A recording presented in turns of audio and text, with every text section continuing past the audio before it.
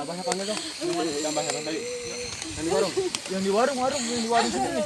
Yang di warung sini. Ada pokoknya bawa bapak tua. Wih, ganti ini temen ini. Cepetan. Tadi lampu yang tadi Mas.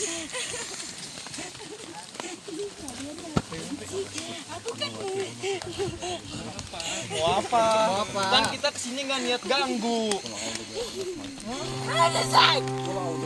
Jangan pegang, jangan sentuh aku, kamu ya. Kamu siapa sih? Hei! Jangan.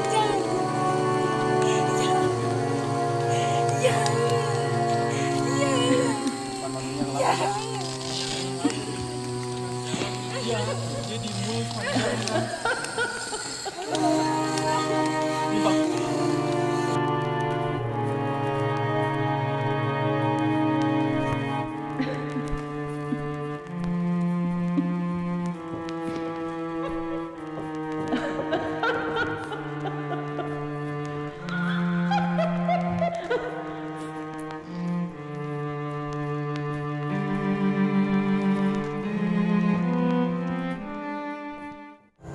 Anjir.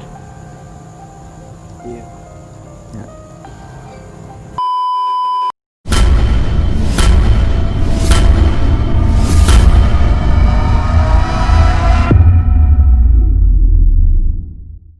Pas gue tanya tuh ternyata orang Depok, salah orang. Tapi abis gue nanya kayak gitu,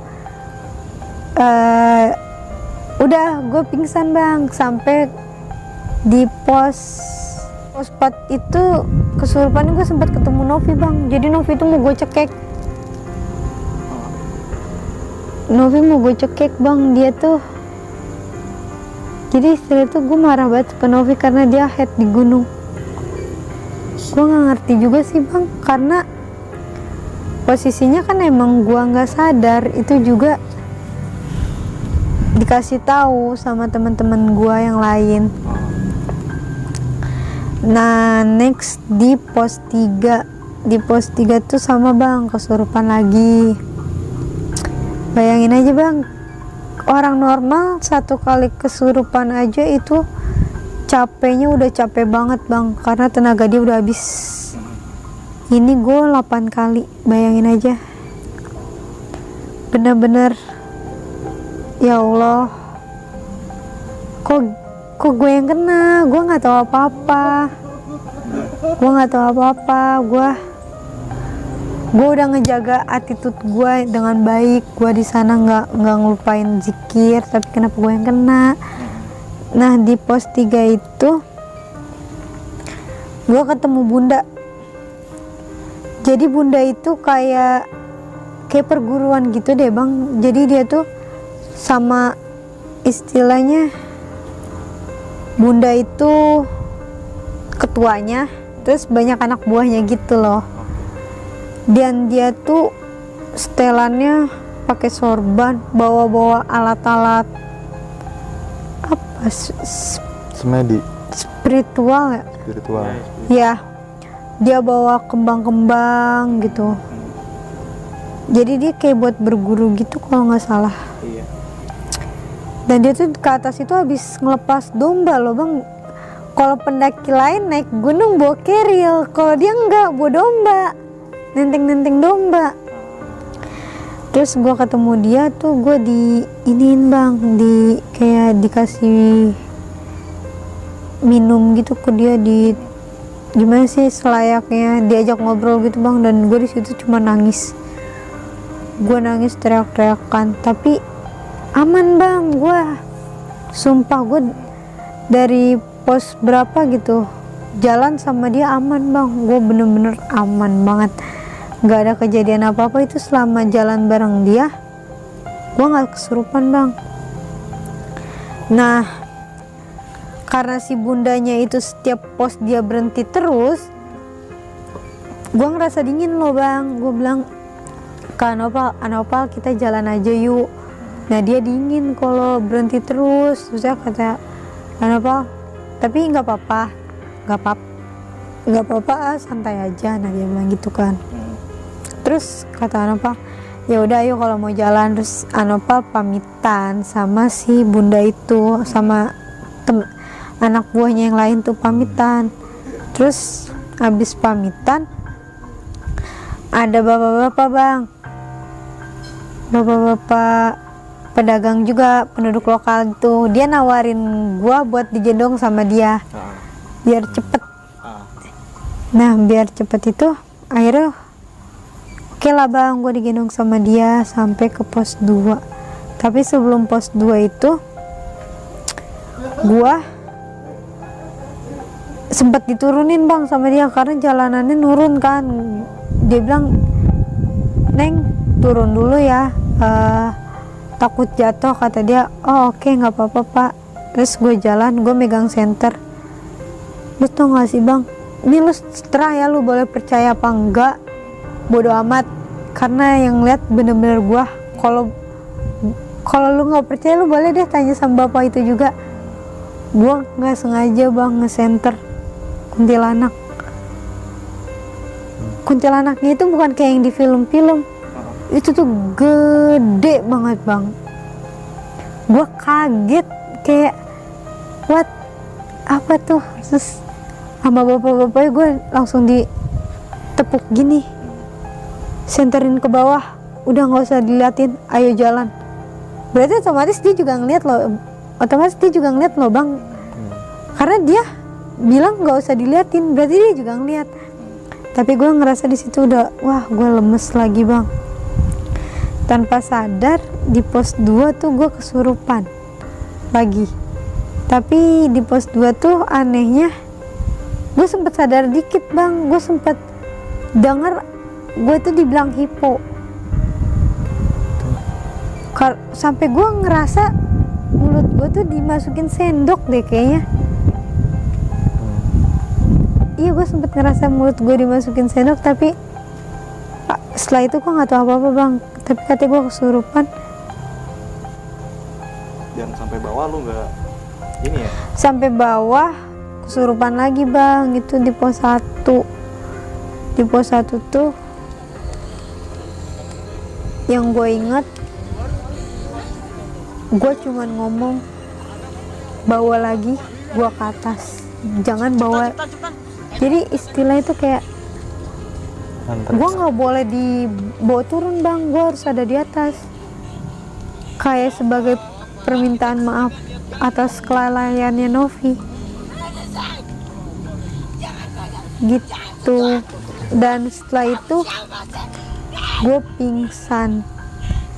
Kalau orang normal ya bang, yang pernah naik Gunung Gede Via Putri pasti tahu, dari pos ojek mau menuju tempat base camp istirahat rumah itu jalannya bebatuan. Kalau orang pingsan lewat bebatuan pasti dia nyadar dong bang, harusnya nyadar karena jalannya gubrak-gubrak gitu kan. Dan itu gue nggak nyadar loh bang. Seingat gue bangun-bangun udah ada di rumah host, udah di tempat peristirahatan. Pas gue bangun, gue kaget dong bang, cuman ada Anoval, Novi sama Yeni. Gue nanya, di mana gitu. Udah di sini Nat, kata dia. Udah istirahat aja. Dan kaki, tangan, semua itu nggak bisa gerak bang. Gue ngerasa kaku banget, bener-bener mungkin lemes ya bang, udah nggak ada tenaga sama sekali. Terus akhirnya dipijitin sama Anoval. Gue sampai makan aja disuapinin sama Novi. Bukan sama Novi, sama Yeni. Novi tuh dia ngejauhin gue bang, mungkin dia ngerasa takut ya bang sama gue. Dia bener-bener nggak ngajak gue ngomong sama sekali, cuman Yeni yang ngajak gue ngomong. Oke, itu cerita dari Nadia ya, ketika mendaki Gunung Gede gitu. Bisa ditotalin itu 8 kali kesurupan gitu Nat ya? Iya mungkin lebih kali ya bang, ya, sekiranya kurang lebih itu. Ternyata kalau gue cermati memang ada salah satu anggotanya yang haid gitu. Percaya atau tidak, haid itu mengundang hal-hal yang nggak diinginin gitu ya. Iya benar. Dalam tanda kutip gaib gitu.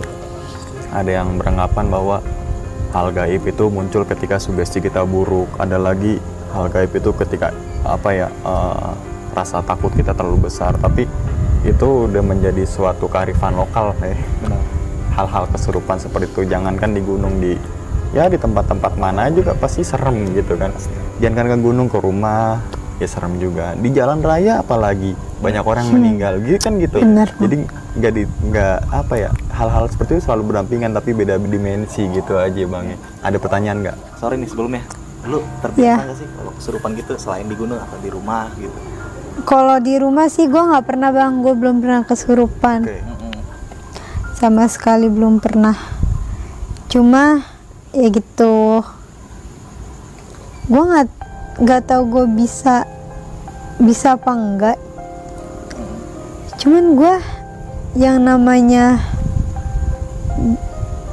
dengar suara orang ketawa nangis sering bang di rumah. Cuman yang namanya kesurupan di rumah belum pernah. Nah, lu kesurupan di gunung 8 kali ya, dan penyebab kesurupannya itu karena salah satu teman lu itu sedang head seperti itu. Iya betul. Nah, saat lu kesurupan itu, lu sadar nggak sih lu bakal dirasukin oleh makhluk gaib itu pas di gunung? Sadar sih enggak bang, cuman feeling ada. Karena yang namanya dimasukin setan atau sering disebutnya kerasukan nggak langsung masuk gitu bang. Jadi pertama kita tuh ngerasa dari kita tuh detaknya kencang banget bang, kencang, terus ngerasa lemes nih badan, ngerasa badan lemes banget, terus dah langsung gak sadar bang. Di dalam dimensi itu lo dibaca kayak tidur aja atau? Tidur gelap, nggak inget apa-apa bang. Kalau ada yang nanya kayak pendengaran gitu udah nggak dengar sama sekali, nggak dengar apa-apa? Jangankan pendengaran bang, nafas aja lu kayak lu nggak tahu deh bang, lu gimana ya dijelasinnya ya, bener-bener nggak sadar aja bang.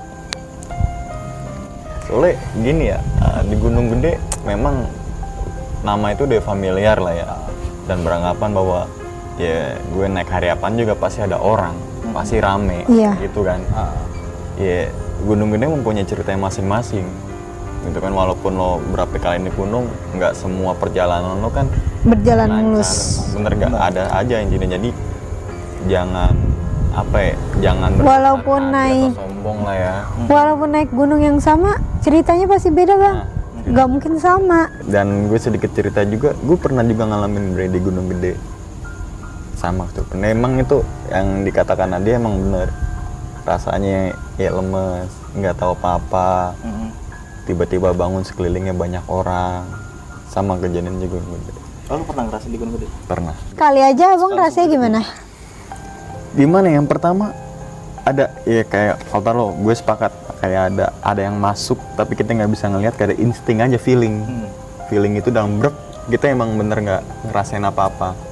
Pas bangun ya entah itu apa ya, mulut kita pokoknya udah beda deh rasanya. Kita nggak bisa dipungkiri lah bahwa hal-hal seperti itu kadang menyatu dalam dunia kita. Pasti nggak bisa lah. Mau percaya atau enggaknya Terserah yang mereka yang nonton. Misalkan nggak percaya, ini sebagai hiburan ya monggo. Nggak percaya ya nggak apa-apa, percaya ya boleh, tapi ambil sisi positifnya aja, jangan ambil negatifnya. Kalau yang mempertanyakan kenapa gue ceritainnya berantakan, karena memang gue nggak inget. Ada pertanyaan lagi, Bre? Lu kan dengar cerita waktu lu kejadian kesurupan di Gunung Gede itu, sempat ada pas waktu lu kesurupan itu minta darah gitu ya? Oh iya. Nah itu yang lu rasain di pos berapa kan?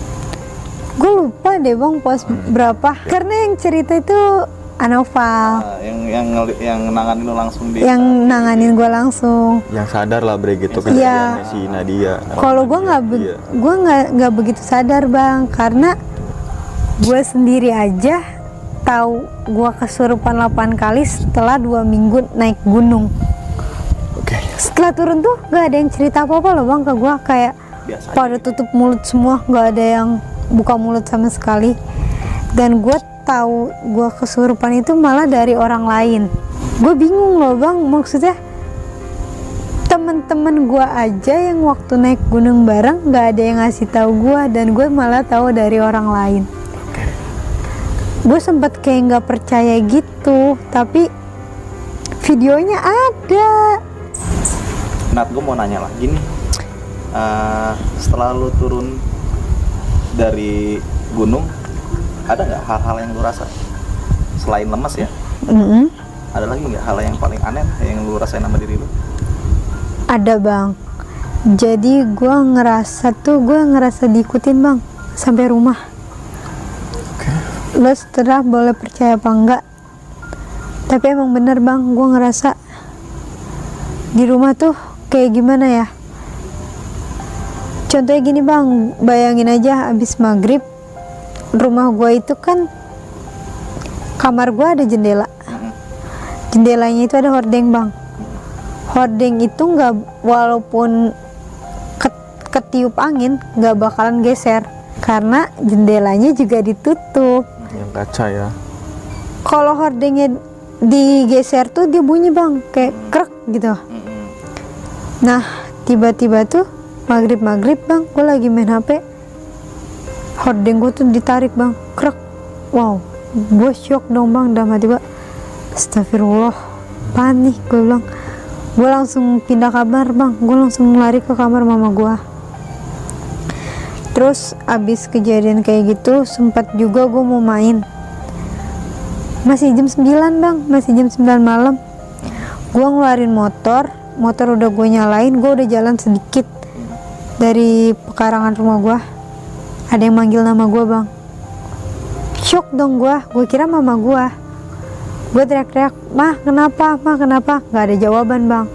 Sampai motornya gue matiin, gue masuk ke dalam, gue tanya, mah kenapa? Kenapa apanya? Mama manggil kan? Enggak, mama nggak manggil. What? Siapa bang yang manggil gue? Sedangkan di rumah gue cuma ada gue sama mama gue. Setelah habis dari gede tuh gue ngerasa bener-bener bukan sotoy, tapi emang gue ngerasa gue bisa loh bang. Ngerasa ya? Iya, gue ngerasa gue bisa dengar mereka walaupun nggak ngeliat, tapi suara-suaranya ada. Dan itu bikin gue takut sih bang. Sampai saat ini. Gue ngerasa kayak yang, gue kenapa sih kok gue jadi bisa gitu. Ternyata bang, kok abis kejadian itu gue jadi kayak yang sering nanya-nanya ke Pak Haji kan. Dan ternyata tuh gue iga jarang bang.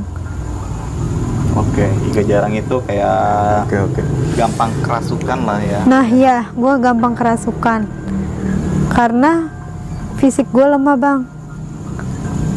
Lu percaya gak sih bang kalau gue punya penyakit? Ini gue baru tahu dari lu. Iya, gue punya penyakit. Bulan sekali itu harus check up ke rumah sakit. Flek. Gue sempet gak dikasih izin sama mama gue karena kondisi lu ya? Kondisi itu gue izin untuk naik gunung ya? Izin naik gunung. Karena menurut mama gue, fisik gue tuh lemah bang. Jangankan buat naik gunung, buat diri aja bang 10 menit gue nggak bisa. Dada gue langsung detak kenceng banget, terus gue langsung nggak bisa napas, jatuh pingsan. Kalau pingsan gue sering bang, karena fisik gue lemah. Oke, mungkin lu ada pertanyaan lagi bang? Gue cukup sih. Cukup lah ya. Apa kita tutup aja ya? Tutup aja boleh. Tutup aja boleh. Dari lo deh. Oke, mungkin sekian ya pembahasan gua bersama Nadia dan Sumar Adi Wijaya perihal pendakian Gunung Gede. Nah dia mengalami kesurupan 8 kali. Dan mungkin faktornya sama ya, banyak sekali orang menceritakan haid, bener gak? Itu sering disinggung sama channel-channel lain, cewek haid kejadian. Masukan lo beri untuk cewek-cewek yang haid? Kalau untuk masukan gua pribadi ya, kalau cewek itu kan otomatis setiap bulan itu haid ya. Iya. Kalau cewek itu normal, keadaan normal lah ya, sehat. Sebisa mungkin sebelum merencanakan pendakian, dia harus tahu lah tanggal-tanggal haid dia datang itu di tanggal berapa. Kalau misalkan terjadi kejadian yang nggak diinginkan ya, haid di atas gunung itu, sebisa mungkin ya dibersihkan sebersih mungkin, nggak ada darah yang tertinggal lah ya.